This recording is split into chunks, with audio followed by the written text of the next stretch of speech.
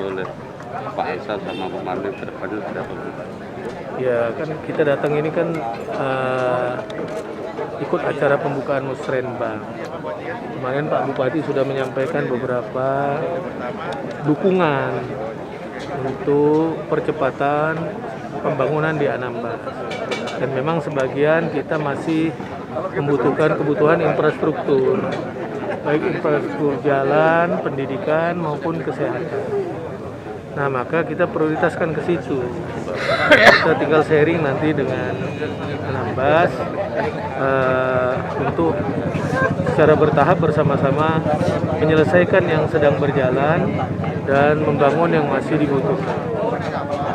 Di sisi lain kita akan memberikan dukungan untuk percepatan investasi di sini. Karena Anambas ini sudah mulai dilirik oleh para investor saat ini.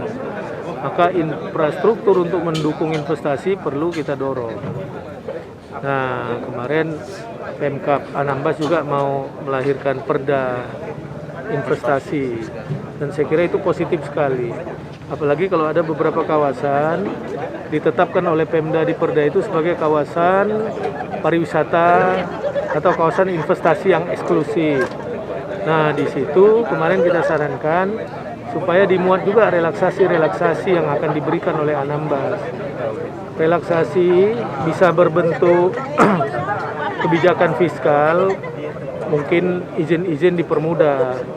Kalau perlu izin-izin gratis.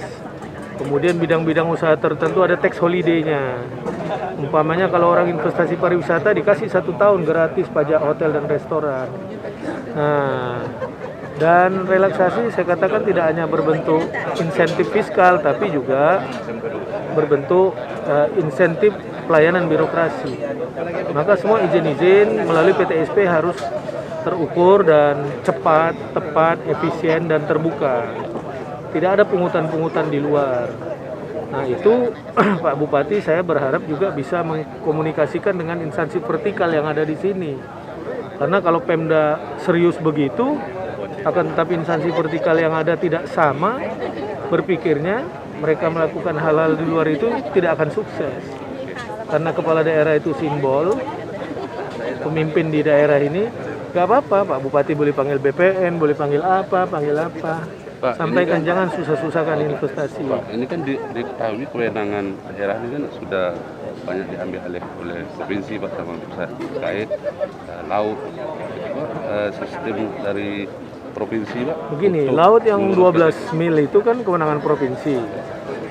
Kita pun memanfaatkan itu masih menunggu evaluasi RZ WP3K perdanya.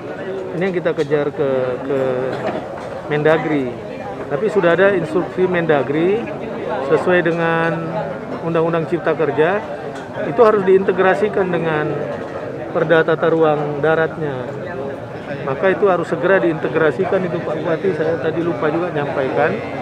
Segera diintegrasikan nanti supaya izin-izin yang kaitannya dengan provinsi saya akan kawal itu.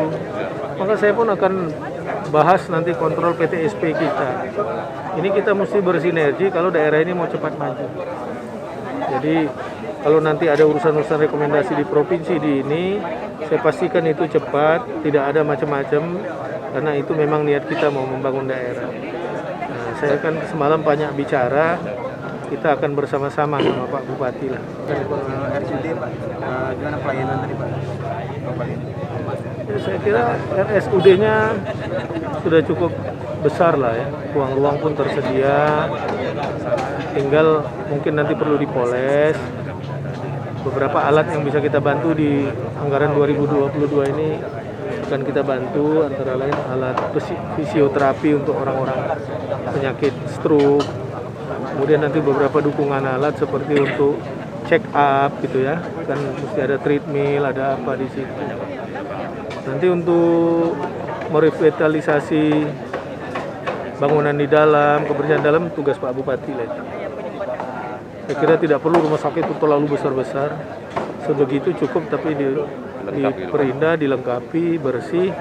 Kalau kebutuhannya ke depan mendesak baru nanti kita. Oke Pak, terima kasih Pak. Jembatan Ya? Seleng Pandang Pak tadi Bapak ninja juga apa? Oh, jembatan Seleng Pandang kan kita tahun ini memberikan bantuan anggaran 18 miliar rupiah.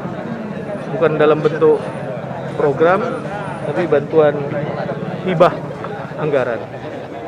Dan tahun ini selesai itu ya? Insya Allah selesai Desember. Nah, insya Allah Desember tuntas deh.